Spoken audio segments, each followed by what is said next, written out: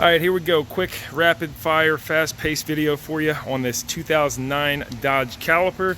We're dealing with a P0457, gas cap detected off, and a P0456 very small leak.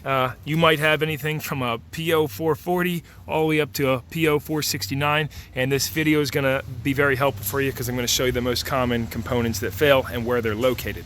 I'll also share with you what I find to be the culprit on this one. Make sure to give it a thumbs up if it helps you out, and I'll make sure to plug in links to anything I use in this video as well. Here we go. This thing's got 125,000 miles on it, and it's flashing gas cap on the dash here too. So let's check out the gas cap on this. We can see we have a new cap, looks like an aftermarket one. You're gonna wanna check the rubber O-ring on here, make sure that's not cracked. No cracks or pitting on this. And sometimes these aftermarket caps don't seal properly. I've already smoke tested this one though, and everything's sealing properly with it, so I'm gonna put that back on. I do suggest using a factory OEM Mopar cap if you're dealing with this though. Moving right along, I got my smoke machine here I was using, but we're not gonna use that in this video. I'm just gonna show you the common failures and what I found to be the problem. So, oh, and by the way, in case you're not familiar, in a nutshell, all of these codes are gonna relate to the computer detecting evaporative emissions, as in fuel vapors escaping to the environment. So moving right along here, we're gonna jump under the hood, and on the driver's side, behind the airbox, this is gonna be your canister purge valve. This purges the fuel vapors back into the engine when it's running. So real easy to slide this out of here. Just slide that red clip over like I just did there, squeeze this, pop the connector off, and then get the hose off that goes to your engine. Of course, obviously, you're going to want to check all your hoses, make sure none of them are dry rotted or anything. That's another common failure. But we're going to just show you the components in this video and such. And I'm having a little bit of a hard time getting an angle here, but basically, you got to squeeze this little piece here. Yeah, that little tab, and then the whole thing will slide off. And this bottom hose here, I don't know if you can even hear me, but you slide this little tab over here, and then that hose will just slide right off of there. All right, and this is our purge valve.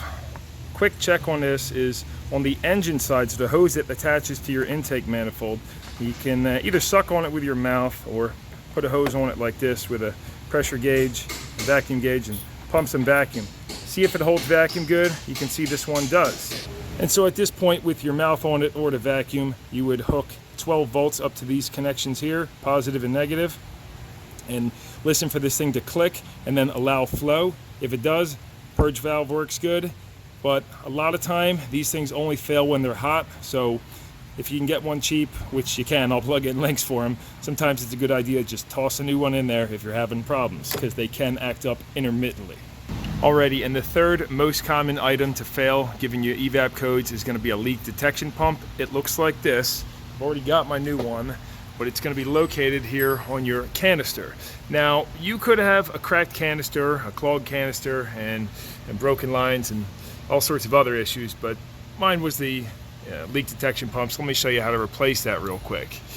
Right here, squeeze this to get this connector off, take the lower hose off, and then quite simply, you just rotate it.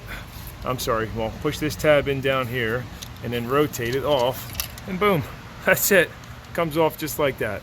Now the way these things usually fail is, you see this little piece of rubber diaphragm right there? Well, that's cracked and broken and dry rotted, and that's going to cause you your code. You can see this new one, it's not bad, so looks good.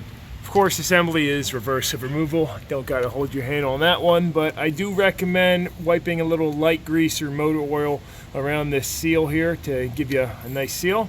And yeah, so anyway,